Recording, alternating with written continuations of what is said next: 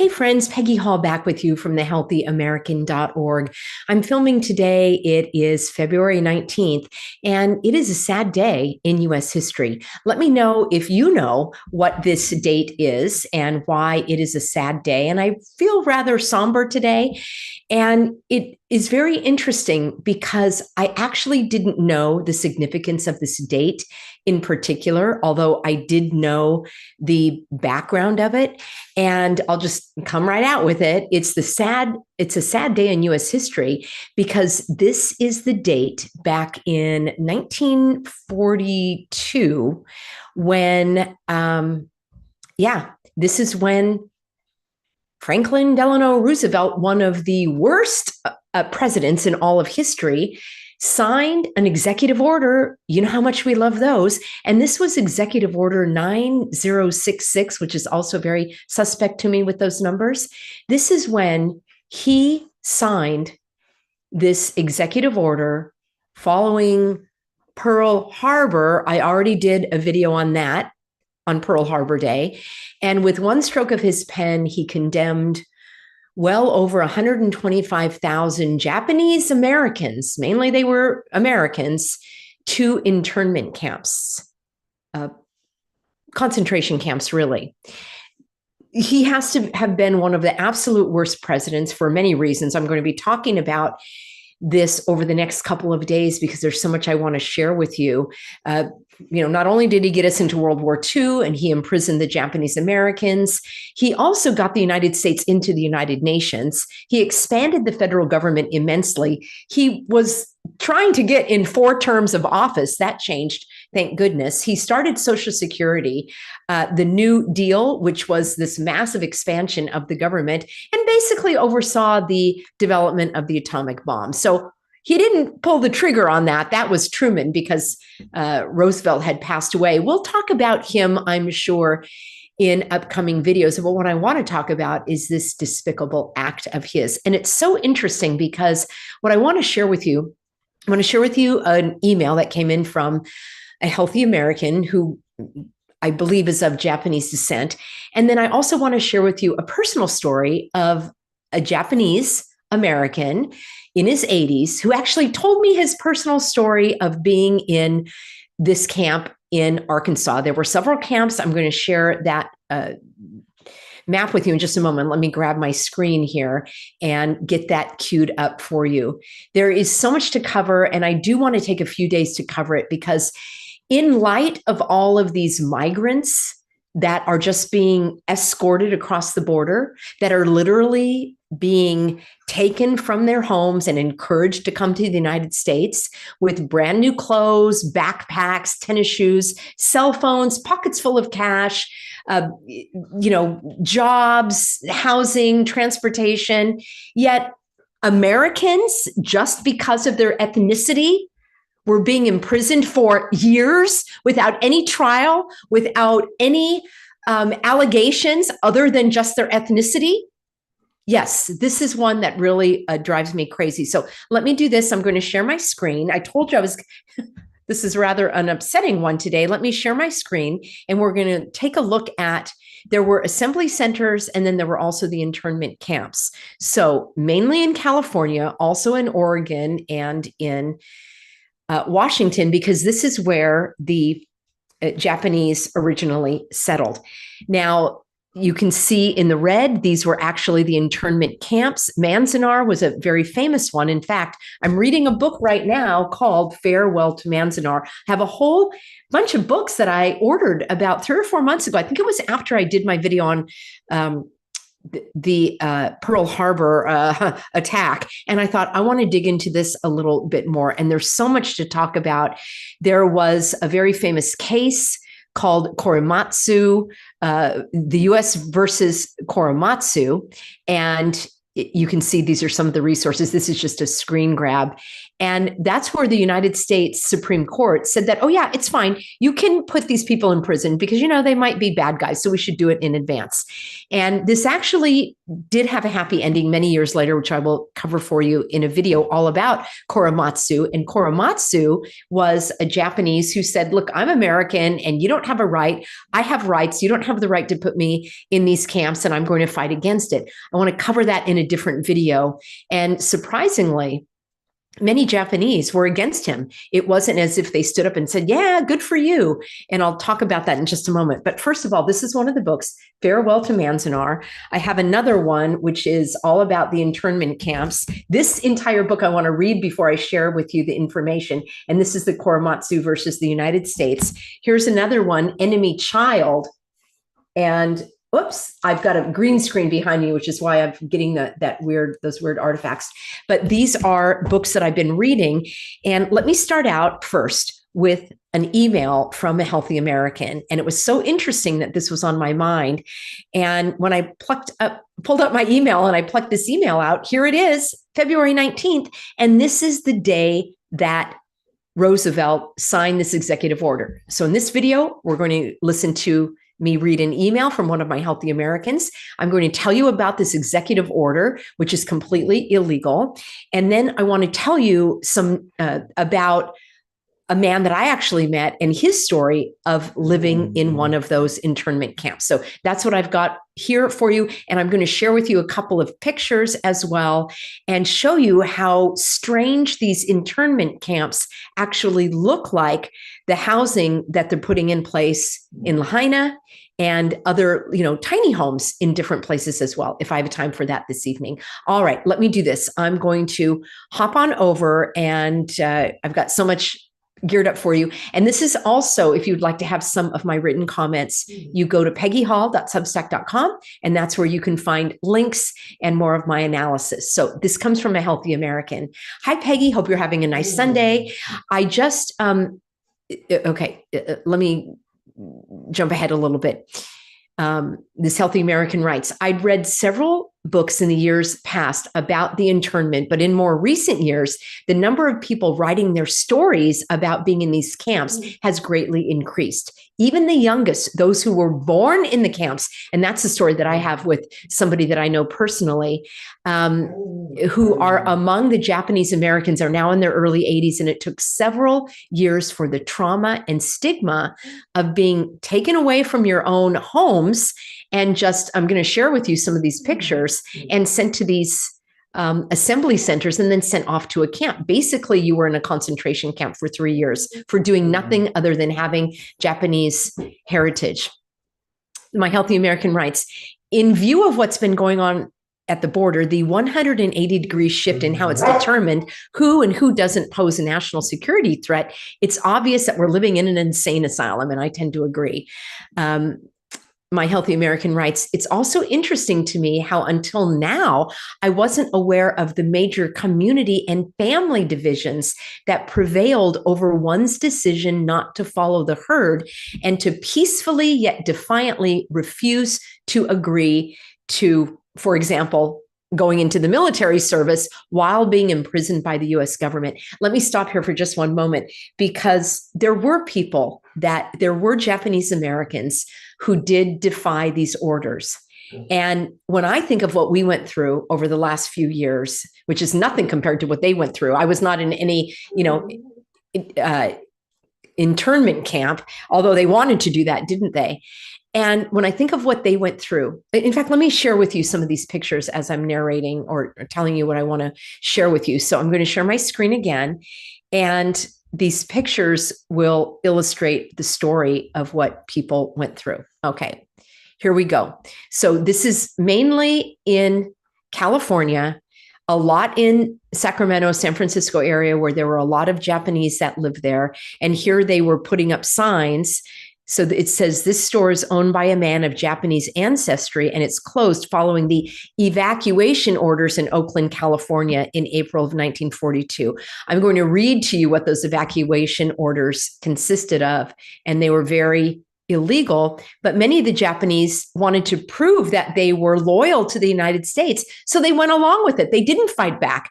And Japanese culture is much more community oriented. They follow the rules, and all of that led to them going along with it more easily, kind of like in Hawaii. It's very sad where the, traditional culture is being taken advantage of. The FBI went around and rounded up Japanese Americans in April of 1942. Here it says, 2 plainclothes men left. Watch as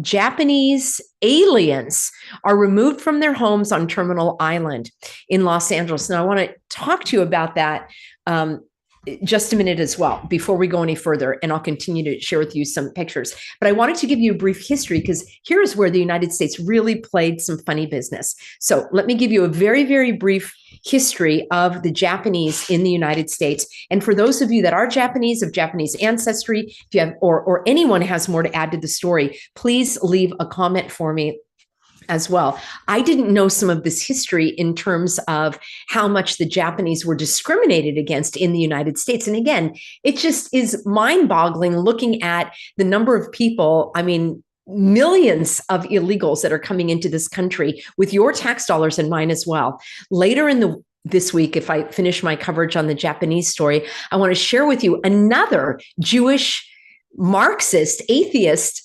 organization that goes by the name of International Rescue Committee, and how many millions, almost up to $1 billion that they have gotten, much of it from the United States, to bring in these so-called refugees.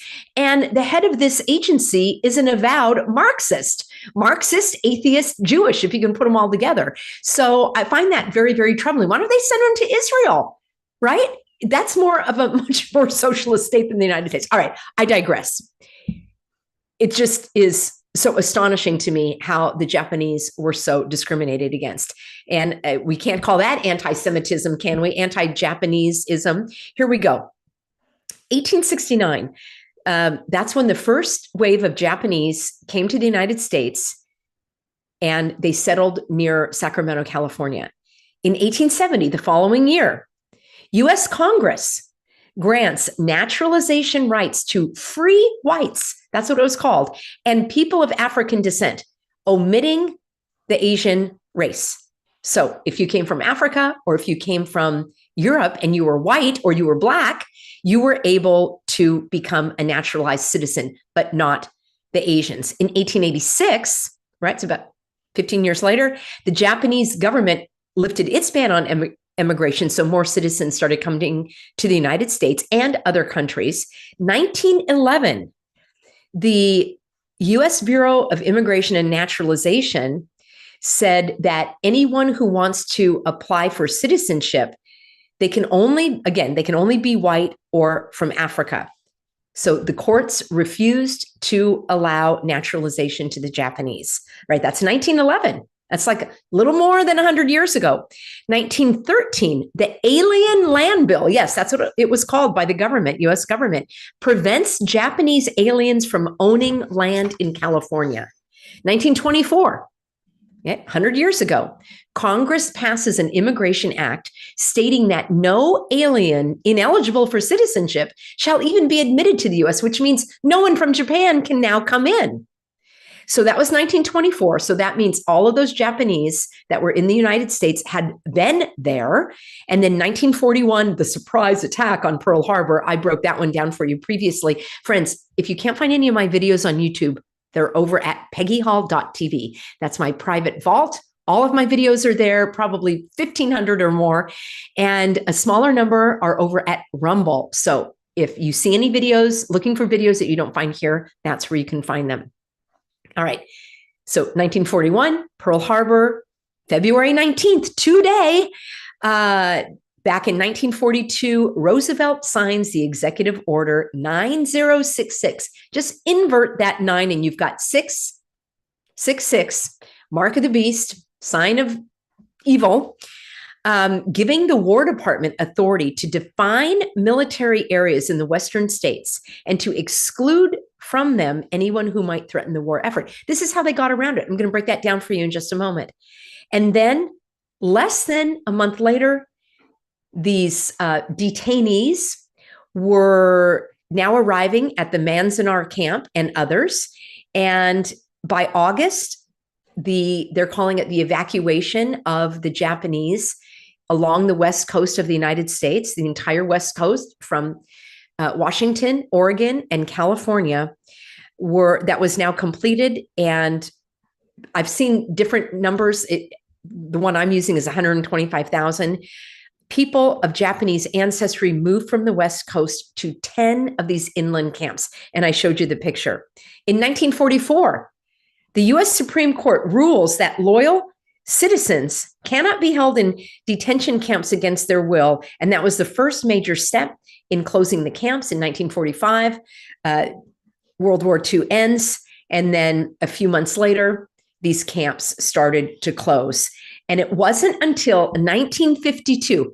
I mean, that's like in some of our, not my lifetime, but prior to that, in some of y'all were born or lived during that time. And that is when the US Congress finally granted Japanese aliens the right to become naturalized US citizens. I had no idea of the discrimination against the Japanese. Let me know if you knew. So on that, let me finish the email or let me show you a few more of these pictures. And then I want to finish the email and tell you about the executive order, and then also tell you about the conversation that I had with somebody who actually was in one of these camps.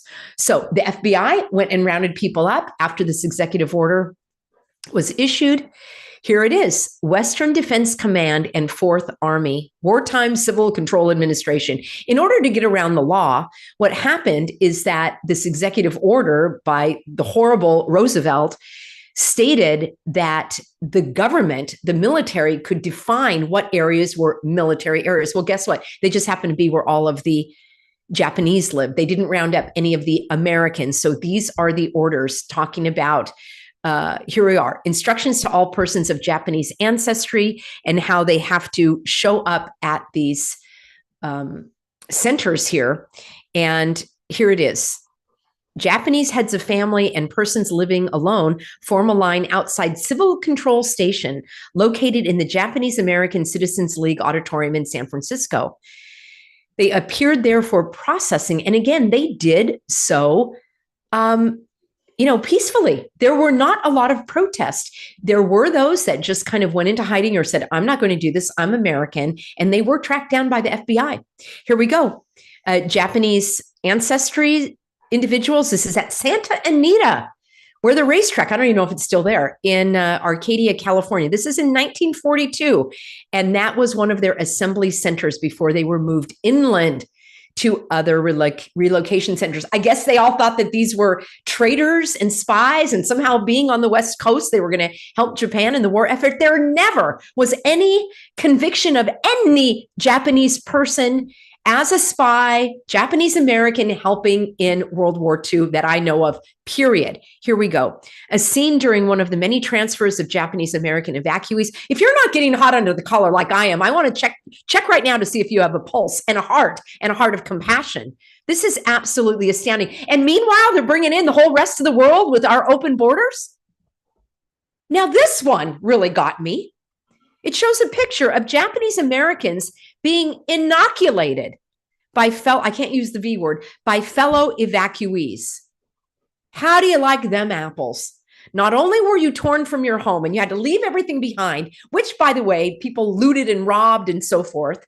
So when you went back, nothing was there, including your business. Yet you had to become a human pincushion. This is just getting worse. Worst is worse than worse. This is Seattle. A crowd of onlookers, not those that were being detained, a crowd of onlookers in Seattle jam an overhead walk to witness the mass evacuation. Why are they even using that word? It was a roundup of Japanese from Bainbridge Island, Washington. Somewhat bewildered, but not protesting. In this picture, some 225 Japanese men, women, and children were taken by ferry, bus, and train to California internment camps. And look at that. They've got like a little suitcase. Some of these were born in the United States, my friends. Okay, this is what I wanted to show you. This is Santa Anita. Racetrack is converted into an internment camp. And look at these barracks. This looks so much like what they did after the natural fires in Oregon and the natural fires in other places.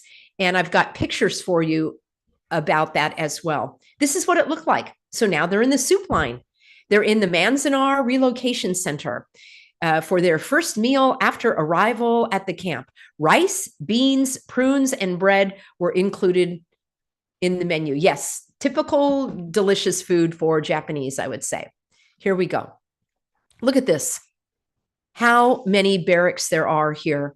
This turns my stomach. It really does come with a vomit warning. Now, I thought this was interesting. We're told that Ansel Adams took these portraits of the evacuees in the Manzanar Relocation Center. I can't wait to finish reading this book and tell you all about it from the woman's first point of view. And yeah, there you go. These looks like the face of the enemy, right? According to the United States government, or more particularly Roosevelt. And this is so sad. Nursery school children play with a scale model of their barracks at the Tule Lake Relocation Center in Newell, California. That's now what they think is going to be normalized. A crowd of Japanese stand behind a barbed wire fence, waving to departing friends on a train leaving Santa Anita, California. And here we have a dust storm hits Manzanar Relocation Center. People lived here for years. All right, that's where I got some of the photos. And I wanted to also share with you, look at this. Okay, this is in Canada. And I started getting all these things from YouTube of these little homes, tiny homes and all of that for, here's another one, Chula Vista. Look at these little, this is even smaller than in the internment camps. Now, this has caught my eye because part of this story also shows these places where people now are going to live in little tunnels outside. And I mean, this isn't even as good as the Japanese got in the internment. But what is so strange to me, look at this very New World Disorder logo that they have here and the colors. And then look at what they chose to use for this story. If you guys aren't seeing it now, I would just, I think you need to get your eyes checked. They're the same exact colors, almost in the same order as this logo that they have here, which really looks like a weird demonic face with two eyes and kind of a smile. It's very strange anyway. So this is all, here it is again. This is all manufactured. But I wanted to show you that. And then this one also, this is Lawrence, Kansas. And let me just digress for a moment. I've got to play this for you. It's about a minute. I won't torch you for the whole thing, but this is the Pallet Village inside Lawrence, Kansas, where the homeless are going to live. And it just strikes me at how similar it is to Manzanar. I know I'm going a little far afield, but I like to connect all the clots. And then I'm going to tell you about the executive order and my friend's story. All right, here we go. They are 64 square feet. You currently are in one that is 100 square feet. It's 64 square feet, nothing like a prison cell. These are larger. This is 100 square feet. This is one of the bigger ones. This is our office. So this is where we will have monitors and security. Monitors and security cameras. No, it's not a prison. It's a place for the homeless, friends. Come on. So we'll have also in here will be cameras. Cameras Will be showing here. Security cameras. 18 cameras. Check out her Placed throughout the gestures. Site on the light pole. The cameras will be outside on the light poles. So each unit has heating and air. There's no working plumbing. Each unit has heating and air. There's no working plumbing. All right, I can leave this for you if you want to watch it. They do have some group toilets, I guess, and then a place where you can eat outside. Anyway, I thought that was just caught my eye. I was researching all of this for the internment camps, and I thought, oh my gosh, those pictures look like the little tiny homes that we have been shown as well. All right, I want to finish this by letting you know, again, I've got a story, an email from one of my Healthy Americans who the email I'm going to continue to read, who says, I never had the opportunity to meet or speak directly with someone who was a no-no. A no-no means, do you renounce Japan and will you go into the United States military? And they were called no-nos because they said no and no. The Japanese American segment of the population is notorious. This is the Healthy American writing, who is Japanese, for going with the pack mentality. And that still holds true today. It's like a collective psychosis. I see it in all of my own family. They're all in California, happy as clams, ready to follow whatever new orders come down the pike. They've always thought of me as the outcast for not following the mainstream way of life, applying critical thinking. My Healthy American writes, I'm definitely an anomaly in this demographic. It was good to get exposed to the stories about these who were punished for standing up for their rights. He said, now there is a Day of Remembrance observance that takes place in downtown Los Angeles at the Japanese American National Museum. And my Healthy American writes, in view of a potential military draft here in the United States that has been looming on the horizon, I thought you might be interested to know more about how refusal to comply with the mandatory military enlistment was handled by the US government. And again, that they were referred to the no-no boys in reference to the responses on a questionnaire. And a small number of Japanese American young men refused to comply because they were stripped of their constitutional and civil rights. And by their reasoning, it made no sense to defend the very nation that had betrayed them. And my American writes, I don't think this aspect of World War II is very well known, and said, I don't recall it being covered in my 11th grade California public school history class. I don't either. And a lot of the time it was made out, we only were focusing on the camps for the Jews in Germany. And that's the other thing that I wanted to point out. We had our own camps going on in the United States. And my Healthy American says, thanks for all the time and energy you put in keeping us up to date and educated. You are a tireless energizer bunny. All right.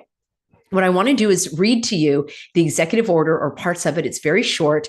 It was issued by this horrible Franklin Roosevelt, who really was on the front lines of destroying our American way of life, our freedoms, expanded the government greatly, doubled the budget many times, stayed in office until he died, basically going on 4 terms, just a horrible, horrible president. And he did this, let me see, let me read you. Well, I'll just give you a little bit of the summary and then I'll read it to you. So between 1861 and 1940, it's just background history, approximately 275,000 Japanese immigrated to Hawaii and the United States, most of them coming between 1898 and 1924. And that is when the United States had quotas and then stopped the Asian immigration. And I read that to you in I'm not showing my screen, but I read that to you. You can see it in this little book here. All right. So as was the case with many other immigrant groups, the Japanese Americans settled in ethnic neighborhoods, and they established their own schools, their own houses of worship, their own economic and cultural institutions. And so I also wanted to talk about that because, California has the most immigrants of any country, it's like a country, of any state.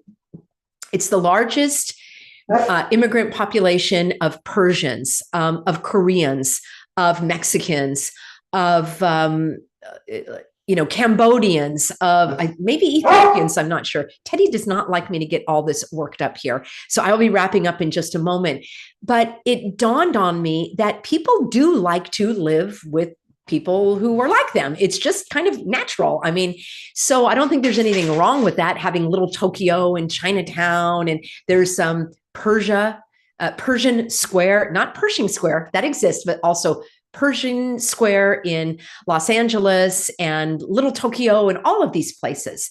And there's nothing wrong with that. So that's why I can't figure out why all of these people from the other countries want to come to the United States now when it's on the downhill, when you're going into those concentration camps, basically in those little tiny homes. I digress.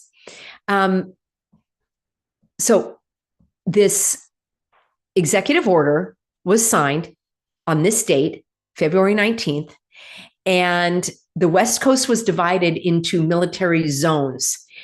This authorized military commanders to exclude civilians from military areas. How brilliant. Just call it a military area, and now you can't live there any longer. Oh, but it was only the Japanese Americans who couldn't live there. The rest of the Americans could stay and keep doing their life as normal. So first, the General DeWitless, as I'm going to call him, first encouraged a voluntary evacuation by Japanese Americans from a limited number of areas. Gee, it reminds me of when the guy in the White House was encouraging voluntary, becoming a human pincushion, and then they started to push the pedal to the metal. It says, the history I'm reading here says about 7% of the total Japanese American population in these areas complied. Then, at the end of March, under the authority of Roosevelt's executive order, Witless issued public proclamation number 4, which said everyone of Japanese American descent, they should be dissenting, Japanese American descent, not the dissenters, must leave within 48 hours. Can you imagine that? Packing up your home. You have a business, you have animals, you have cars, you have things, you have a family, and within 48 hours, you had to show up at one of these assembly sites. And then you were on your way to these relocation centers, also known as internment camps. So 70,000 of these, so more than half, 2/3, were American citizens. The government made no charges against them. And there was no appeal for this incarceration. They lost all of their personal liberties. They lost their homes. They lost their property. They lost their businesses. They lost their income. In many cases, they lost their farms, their animals. Several Japanese Americans challenged the government's actions in the court cases, but the Supreme Court upheld the legality. Despite all of this, they were still encouraged to serve in the armed forces, and some were even drafted. 30,000 Japanese Americans served with distinction during World War II in segregated units. How do you like them apples? For many years after the war, various individuals and groups sought compensation for those that were incarcerated. The speed of the evacuation forced many homeowners and businessmen to sell out quickly, losing millions and millions and millions of dollars. There was a Japanese American Evacuation Claims Act of 1948 with amendments in 51 and 65, and there were some token payments that were given for some property losses. Later in the 1980s, with Reagan, there was established a commission on wartime relocation, and there were investigations, and there were other bills that were introduced into Congress. And finally, there was a $20,000 cash payment to each person who sought it out, who was incarcerated. This, as I say, this is a very difficult video for me to make. So here's the executive order. This horrible Roosevelt, and I know some of you are going to make comments about the wife. I know that'll be for another day. Eleanor Roosevelt, that we were told, is so smart and brilliant, and quotes by Eleanor Roosevelt. Yeah, look a little deeper into that, will you? Here we go. Roosevelt says, by virtue of the authority vested in me as the President of the United States and the Commander-in-Chief of the Army and Navy, I hereby authorize and direct the Secretary of War, the military commanders. Actually, let me share my screen because I want you to see this. I highlighted some of the more horrible passages. He's designating the military commanders, giving them the power to designate and prescribe military areas from which any or all persons may be excluded. And that is exactly how they did it. And then they must provide for residents of any such area who are excluded. They must get transportation, food, shelter, and other accommodations. Well, they got transportation right to these concentration camps. Oh, they got food, the beans and rice. Oh yeah, they got shelter. I showed you what it looked like. So he further states, I authorize and direct the Secretary of War to take such other steps as he or the appropriate military commander may deem advisable to enforce compliance, meaning they could be arrested, and they were. And so the FBI came in. What I want to do, as I said, I'm going to do several videos because there's so much to share with you. And there's a lot of history. I wanted to condense it a little bit as an introductory video. I will go into greater detail in subsequent videos, but I wanted to let you know, especially after I finish reading these books, this one I highly recommend.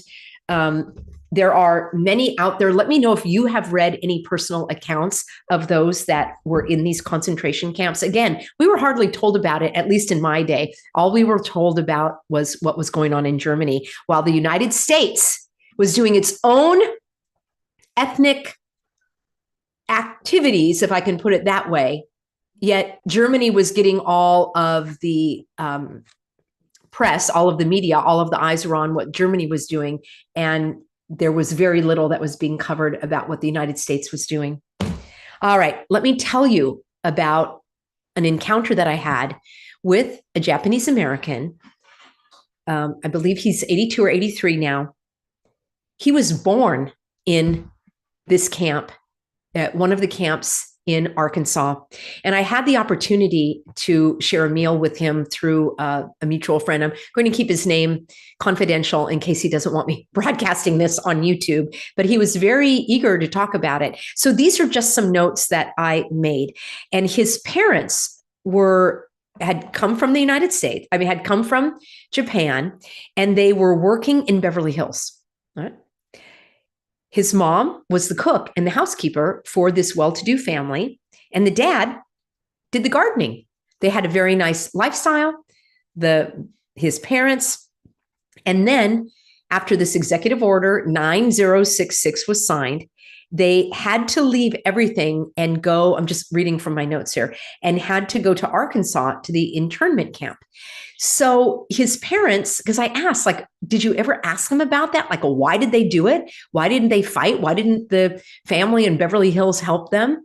And his reply was what I mentioned earlier, that they wanted to demonstrate that they were loyal to the United States, and that if the government told them that they had to do something, they were going to comply with the orders.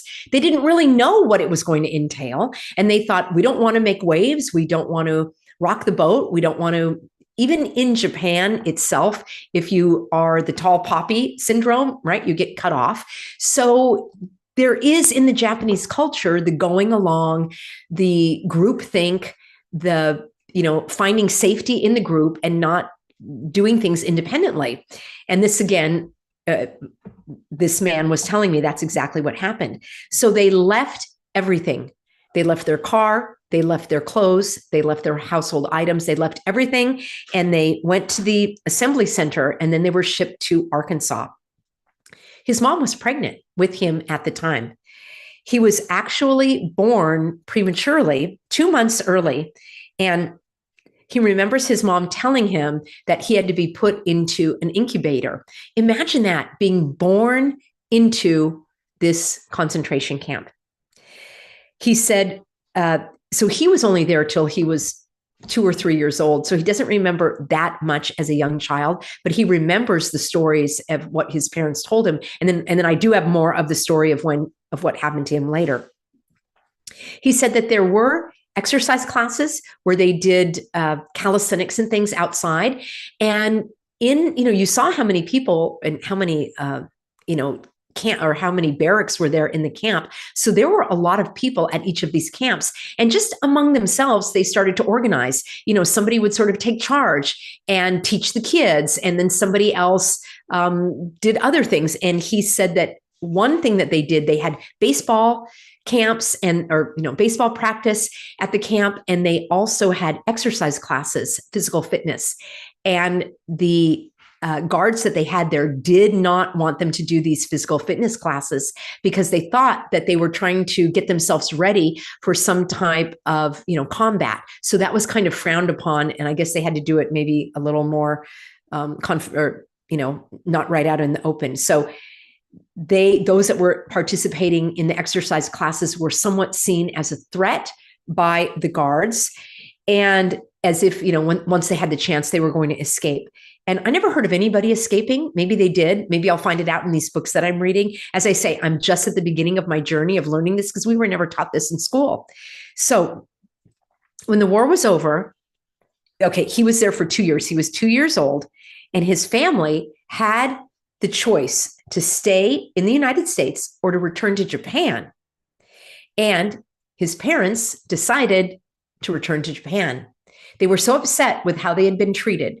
They literally had nothing left in the United States. So they decided to go back, and they returned to what would be my friend's grandparents. So his parents' parents. So his mom just claimed him as a Japanese national, even though he was born in the United States. And they went to his grandparents' home, who were landowners. And they had sharecroppers working the rice fields. So they owned agricultural land. They grew rice on it. They were able to make a living. And this man that I spoke to, his parents were able to be there and help out on the farm. And my friend that I interviewed in his 80s lived there in Japan until he was 12 years old. And at that point, the Japanese government then nationalized the land, took away his grandparents' farm, and they had to become the sharecroppers. They had to work the land instead. I'm sorry, these are just some of the notes that I took from his story, so it might be a little bit spotty. But it was now difficult for them to make a living in Japan because of their land being taken from them. So he decided, and the family decided that they would move back to the United States. So here is the gentleman that I interviewed at the age of 12, moving back to the United States, an American citizen, basically being raised in Japan. They still had the ability to go back, I guess, because of whatever papers they had. And maybe there was more to the story because they had been interred, maybe, I shouldn't put it that way, because they had been in the internment camp, they were able to return. So his family came back and they went into gardening. And a lot of Japanese, they're excellent gardeners. And then my friend telling the story got drafted for the war in Vietnam. Imagine this. It's mind-boggling to me that this individual born into a concentration camp, his family leaving basically where they had immigrated to because of the way they were treated, then having a horrible experience in Japan, coming back to the United States, and then this individual being drafted to serve in the military for the very country that had discriminated against him and his parents. Stunning. He was sent to Germany. So luckily he didn't serve in Vietnam itself. He worked on the maintenance of missiles, and then he used the GI Bill to go to school in Cal Poly, where he studied horticulture. To this day, he has a horticulture business. I just wanted to share that with you as, to give you a little human face to this story. So I can't wait to read your comments. I usually do that after the video has wrapped up, and I will bring you more along these lines tomorrow, and just contrasting it with the absolutely absurd immigration policies that we have now and why basically there are open borders. It just boggles the mind. I know this was more of a somber video today, friends. I'm so troubled by so many parts of our United States history, and I'm just actually flabbergasted. So thank you for letting me share. I can't wait to read your comments to find out what stories you may have. Maybe you even were a part of a family that spent time in these camps, or you know of somebody who did. And I will also, on my Substack, I will leave you the names of the books that I'm reading. We'll need to have a Healthy American Book Club. And that way we can learn more about this horrible chapter from a horrible president, basically 100 years ago. All right, friends, thanks for being on board. And actually, the war was less than 100 years ago, but all of those immigration policies leading up to the discrimination against the Japanese. All right, friends, signing off for now. Thanks for being on board, and I look forward to seeing you in tomorrow's video.